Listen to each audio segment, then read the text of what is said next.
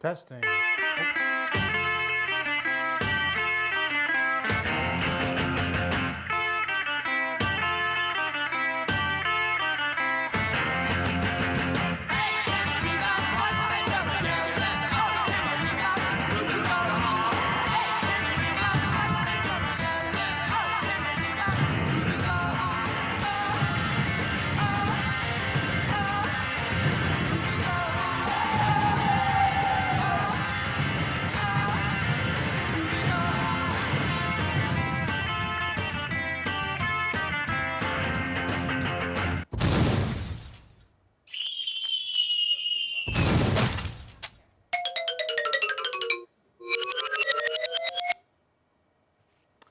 And welcome, everyone, to episode 107 of the most must-see show to ever hit the Bedford TV airways, or any airwaves, north, south, east, or west, the Wrestling Connection. I am your host, as always, the Pontiff of Professional Wrestling, your purveyor of wrestling news, and your bearded brilliance, and current king of pay-per-view champion, Mr. Ken Hill. For the second week, though, my cohorts, Zach Martinkus and Julian Warren, could not be here with me, guys.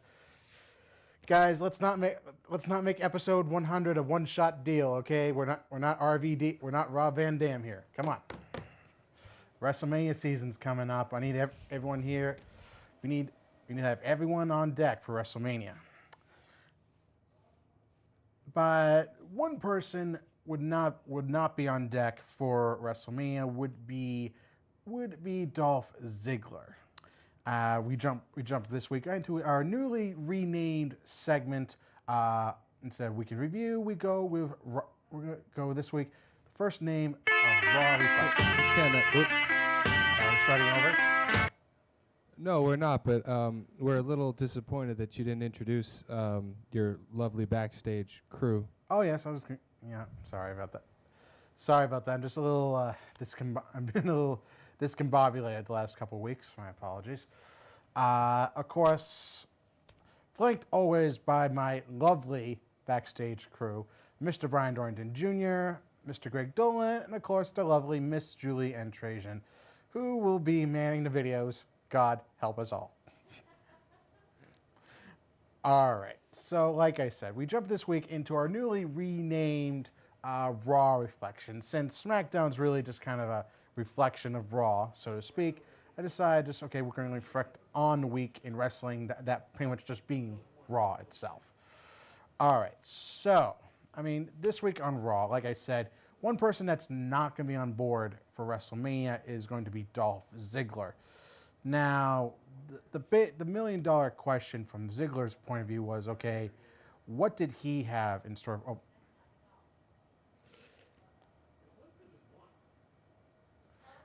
Well, honestly, I thought... It is listed as one, Ken. Well, I know, but I thought Ziggler might make for a better segue, like for the whole having everyone on board type thing. And, okay, go ahead, Ken. Do it your way, buddy. Sorry. And I can't hear you. Mike's not coming in too well. How's that? A little more. Test 1, 3, 5, 7, 9, 11, 13, 15, 17, 19, 21. You certainly are an odd one, Greg, but I'm bummed. 2, 4, 6, 8, 4, 4, 4. Nope. I went back down. Anyway, okay.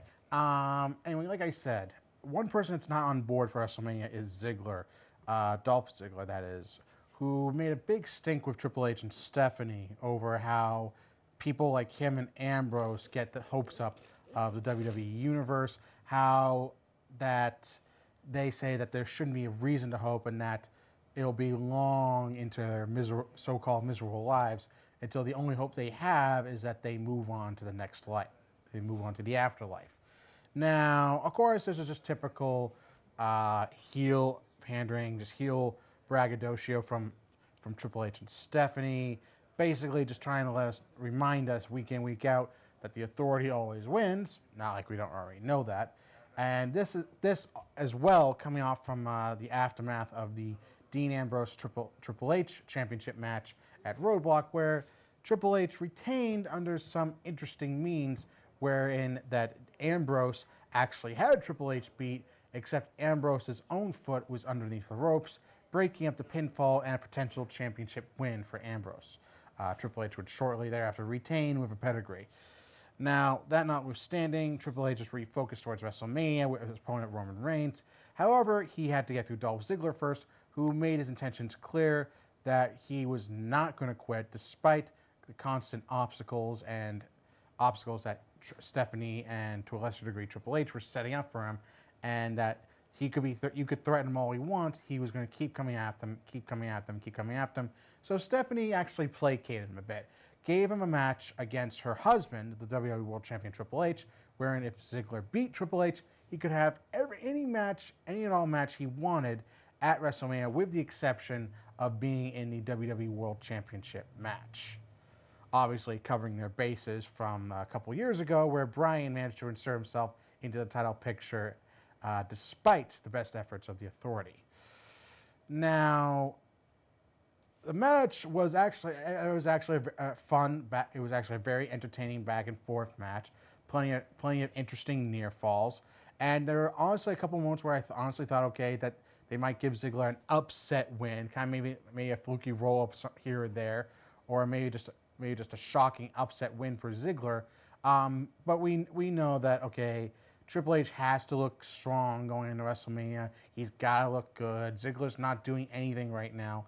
And I think that's the biggest problem here, is that they don't have anything going for Ziggler. He deservedly should, given how much work he's been putting in over the last couple of years, particularly 2014. And, I mean, just having Triple H beat him clean, just kind of sets the tone for this, because now what's next for Ziggler?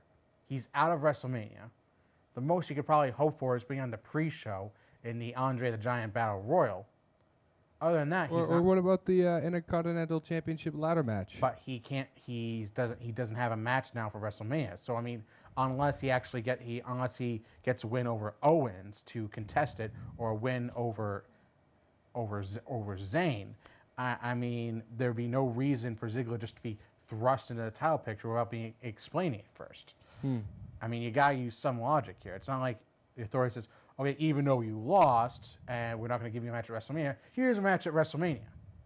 Well, have they? Excuse me for not knowing. Have they announced that there's going to be an Intercontinental Championship ladder match yet? Well, it's interesting that you mentioned that. Kind of deviating a little away from Raw Reflection, going into a bit of a dirt sheet dilemma here. There was actually the prepared announcement that Neville was going to be one of those men in the multi-man Intercontinental title match. Unfortunately, in his match with Jericho this past Monday, Neville ended up injuring himself. He suffered a severe ankle injury, as you can see here, and it's reported that he will be out for the next 3 months. Like I said, this could not come at the worst time, as WWE is still being plagued by the injury bug. I mean, this, along with the rumors of King Barrett, not renewing his contract in June. I mean, and Bray Wyatt's injury. Which thankfully is not as severe as Neville's back injury, but he won't miss it nearly. But really, the big story was the bigger concern was after the match. After Triple H beat down Ziggler, we had Roman Reigns making his, well, I wouldn't say not so shocking return to Monday Night Raw, actually entering through the front stage this time instead of the audience, and just proceeded to beat the crap out of Triple H. I mean, just beat him from pillar to post, all around the ringside area, bouncing him off the announce table,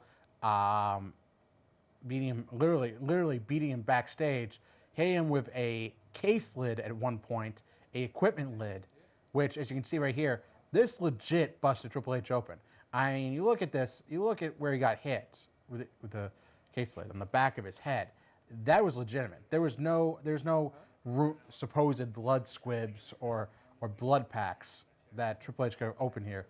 This was legit. This was serious. I mean, It was brutal, and It was. I don't know if you noticed, but The it looked like I should have went and rewatched it, but it looked like Triple H smashed Reigns' face with a full can of Coke. Well, it was which either a which can of looked Coke like or a it can hurt. of beer, and it Or didn't. beer or whatever it was, but it looked full and it smashed. It busted right open. These guys were really trying to bust each other open the hard way. Yeah, They so, wanted I mean, to- they were they trying really to wanted they to were amp it trying to up. go for a more realistic fight. I think they succeeded. The only problem is the crowd was not having it. We're talking a Pittsburgh, PA crowd, which is for better or worse. It's not all that far out from Philadelphia and the East and the rabid ECW. I mean, hardcore wrestling fans. I mean, so this was not the place to bring back. I don't think this is the place to bring back Reigns. I think he was better off just staying off another week. I mean, this was not the right spot. I mean, the crowd was, at best, the crowd was like lukewarm for his return. The only time they really popped was like when he hit him with the when Reigns hit Triple H with the TV or the equipment lid, when they saw that he was busted open, when he was tossing refs left and right. Other than that, this looked like a very staged beatdown here. I know, I get it. It's all choreographed. It's all staged. But this looked especially staged. Just that we didn't really see like a mad reaction from Reigns. I mean, he looked almost like peaceful going through this. Just like he was like relaxed. He was lazy about it. Yeah, he was just going through the motions. He doesn't have a good emotional range, which I think is another one of his drawbacks. I mean, it's one that we don't really talk about all that much. I mean, he doesn't have a lot of emotional range. I mean, he basically has this hang dog or this like cocky expression the entire time. It doesn't help the notion of him being super pushed by WWE corporates. All right. But in fairness to Reigns, you and I have both talked about we love when he's that silent assassin, big, Exactly. strong guy who just goes in, doesn't talk, and handles his business, like we saw a few times in the Bray Wyatt feud, and like we've seen, how he gets with Seth Rollins or other guys, Yeah, when you saw him getting held back by the Usos and Jack Swagger, part of you just want to say, okay, throw these guys off and keep going after Triple H. This is a guy who tried to take you out of WrestleMania and try to screw you on a championship match. Keep going after him. Have this be like a beatdown that goes throughout the rest of the night. A la Undertaker versus Brock Lesnar before last WrestleMania. Exactly. Undertaker Lesnar was shocking, okay? These were two guys, you heard them screaming they wanted to kill each other. That should have been the same thing here. And I mean, and the other problem is you had Triple H fighting back here. Okay, when Ambrose last week hit him with the dirty deeds, he acted like he was shot with a bullet. He just went down. He stayed down. That's how you're supposed to sell it. He was selling a minutes-long beatdown from Triple H, from Roman Reigns. He kept coming back and coming back. He kept making a heroic comeback, and that's not what the heel is supposed to do. He's supposed to act like he's getting his ass kicked and running. Bum kicked. He's getting his bum kicked. Getting his bum kicked. Yes, butt kicked. His tuchus kicked. His tuchus kicked.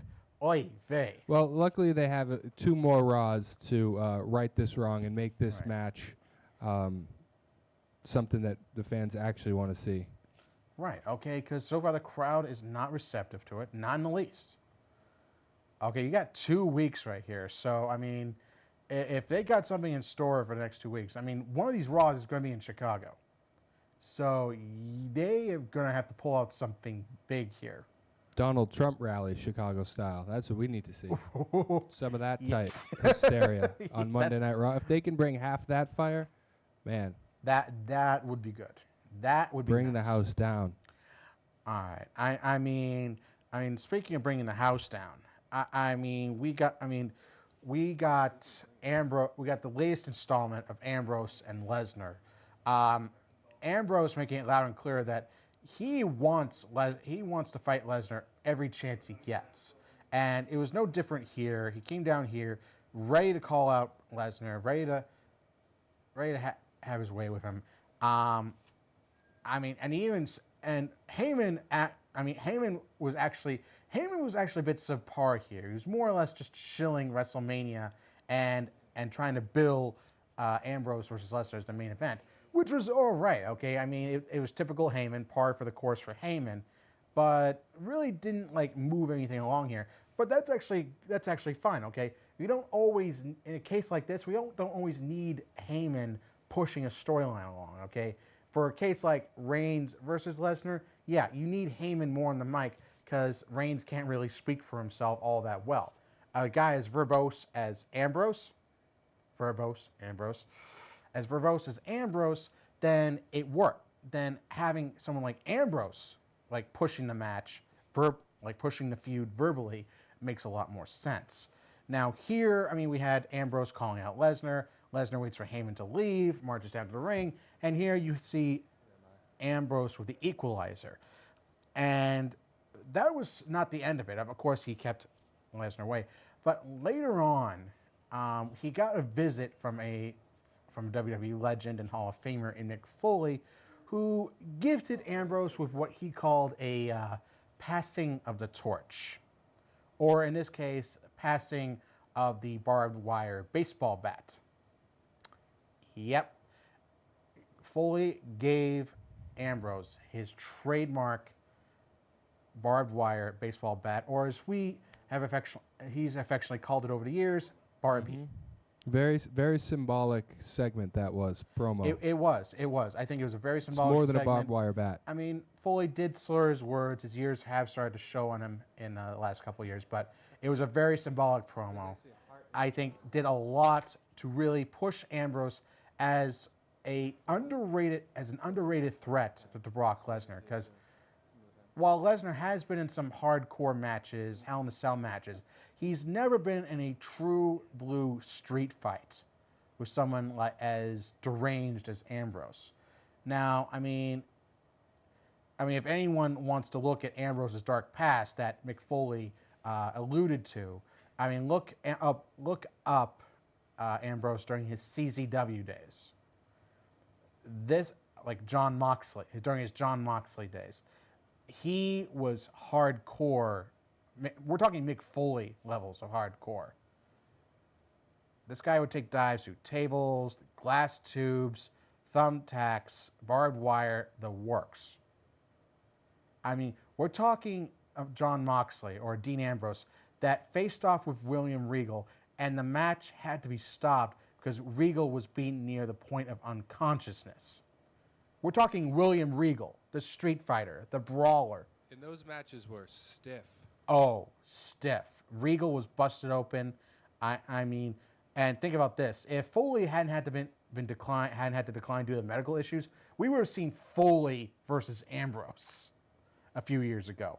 That's a scary thought, because we've seen what Foley does in his post-retirement years. So, I mean, the fact that Foley is alluding to Ambrose going back to his darker roots for his street fight against Lesnar is really making me wonder what what in the world they have in store for this match. What they're going to do. I mean, we're obviously going to see barbed wire. We're going to see tables. We're going to see kendo sticks. We're going to see Ambrose getting suplexed to heck and back. So, are we going to see fire too? I don't know. I just hope they make their way up to section 22, row H, because that's where I'll be hanging out for WrestleMania. I know. We all here. Yep. All around the stadium. Yeah, you heard it here first. Brian managed to find a golden ticket to WrestleMania. Yep. Yeah, that big money. And that's by far the match that I'm most looking forward to. No, I think it's a match everyone's looking forward to. I'm looking forward to it the most. I know Zach and Julian are looking forward to it most. I know you and Greg. I'm sure even Julie is looking forward to it the most, aside from the Triple Threat Divas. Yeah, she's interested in the Divas Triple Threat match. She actually has an amazing prediction later on in the show for how that match is going to go down. I'll be curious to know how that goes. All right. So, I mean, we covered Ambrose and Lesnar. That has an interesting new wrinkle to it. I mean, we covered Reigns and Triple H. Now, I talked about how WrestleMania is now starting to become more fleshed out in the last couple of weeks, and now we know. Okay, I mean, I wasn't able to find photos for this. What we found out that Ryback has challenged Kalisto for the United States Championship. Kalisto has accepted. So we are going to have Ryback versus Kalisto for the United States Championship. And this is one of those matches where I think really the 50-50 booking is going to come into play right here. Because, I mean, you kind of had Ryback on a roll, doing what he used to do in the up-and-coming months, just steamrolling through jobber after jobber after jobber after jobber.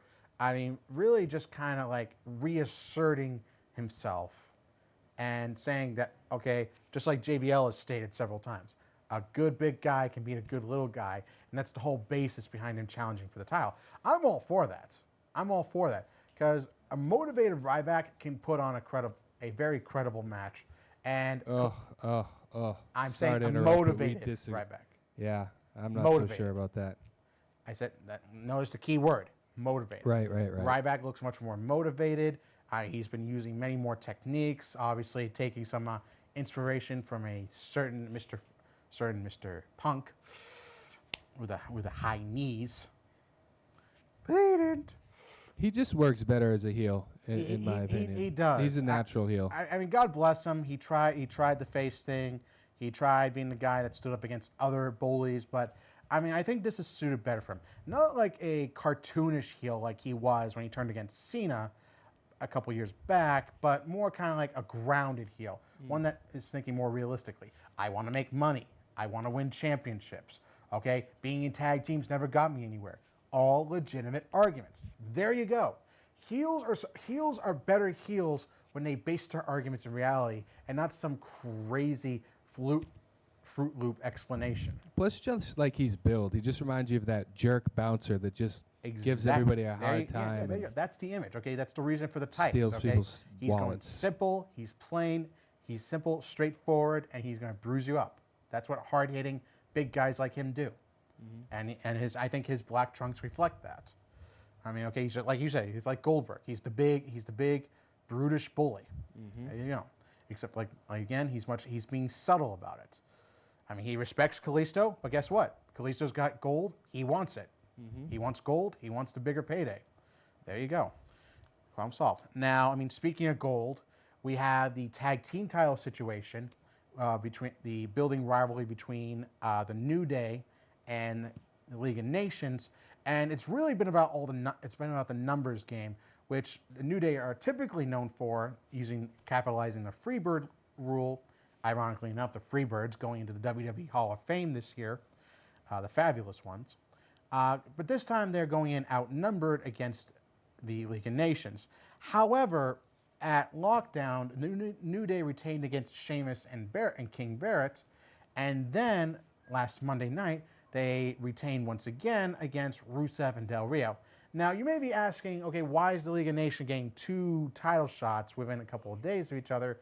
And it actually makes a lot more sense when you remember that Sheamus and the League of Nations have acted as enforcers for Triple H and Stephanie. They've done their dirty work for them, as we've seen in the last couple of weeks with Ambrose. So it's not all surprising that we see the League of Nations getting a couple of free championship shots when you think about it. Now, however, the New Day have come out on top both times, and last Monday was where the League of Nations had enough of the New Day's antics, beating them down and making an example of them, especially Xavier Woods, putting him in Rusev's accolade. Now, of course, we found out that later on in the week, the League of Nations issued a challenge to the New Day for WrestleMania in a full-on 4-on-3 handicap match for the Tag Team Championships, which the New Day accepted. However, on SmackDown on Thursday, Kofi would end up getting a big win over the King of the Ring, King Barrett. Now, so far the League of Nations, both in singles and tag team action, has been 0 for 3. So it really begs the question: are they trying to build down the League of Nations so much that their win will be all the more shocking, or are we just looking at another fodder group for the New Day? Greg actually has an opinion on this. All right, Greg. What's your take on all this with the League of Nations? I mean, I think you got part of it, but I think the League of Nations. I mean, I don't think they have the power to assert their authority on a global scale. It's sort of like the UN. Ooh, poignant and slightly hilarious. Yeah, yeah, great. Yeah, can anything be slightly hilarious? Brad wants to know. It's either check the box for hilarious or check the box for not hilarious. Well, Slightly funny. If it's a slight, if it gives you a slight hilarious. chuckle, it's slightly hilarious. Like ha ha ha. Anyway, though, so I mean, Brian, what's your take on this? I mean, are they trying to like justify? I mean, it's justified that the New Day typically have the numbers game, and now they're trying to put an obstacle with the League of Nations, saying, okay, here's 4 guys who've got the numbers on them. No, this is just a way, I think, to break the League of Nations up and to get these guys going against each other, because these are talented guys. Rusev, you know, he was undefeated forever. They put him against John Cena, U.S. Championship. They had high hopes for this guy. It's not doing him any good having him in a League of Nations. There was your problem. They put him up against John Cena. Right. No, I know, but what I'm saying is he was one of the top heels for a while, and now he's kind of stuck with this in this group. And I think that you're going to see them break up in WrestleMania and start fighting each other, and you're going to see feuds within the League of Nations. And I think New Day is going to walk all over these guys. I mean, you could say that about a lot of them. I mean, okay, the only real exception I'd say was Sheamus, who's ran his course as a main eventer. So it's good that he's in a mid-card position. I mean, but King Barrett should at least won a world championship by now. At least one. And he hasn't done that since winning King of the Ring. Again, yeah, Rusev. You got Rusev, who's got so much more potential than this. He's a very athletic big man. And Del Rio has got all the potential in the world. He's a fantastic technical wrestler, and he could be a downright dirty heel when he wants to be. We saw that with his Kalisto in his 2 out of 3 falls match at Fastlane. So it's not out of the realm of possibility for these guys to be better, but I think as a team, they're watered down. They don't have that same oomph that they did as individuals. All right, Del Rio was much more vicious when he was on his own. Rusev the same. I mean, Barrett. I think Sheamus is really the only exception here because he's the same guy he was before he came into the League of Nations. Basically, just he was just an overbearing Irish bully, more or less. So I think really the 3 members other than Sheamus, I think would benefit from a split. I would definitely say post WrestleMania because I mean you could definitely see, oh, okay, we couldn't get it done as a full unit. If we can't even beat 3 clowns with unicorns, then okay, what's the point? Or maybe we need a change in leadership. So I mean, we could see a change in leadership. We could just see a full split. I would actually be more for the split because, like I said, you got 3 underrated talents in Rusev, Barrett, and Del Rio, and I think maybe giving Barrett a push might motivate him to stay in the WWE and renew his contract. Because that was actually the other part of the dirt sheet dilemma I was talking about, is that there are rumors that Barrett and another unnamed WWE superstar will not be renewing their contracts at the end of spring, beginning of summer around May or June. Now, my problem with this, I mean, is that Barrett is a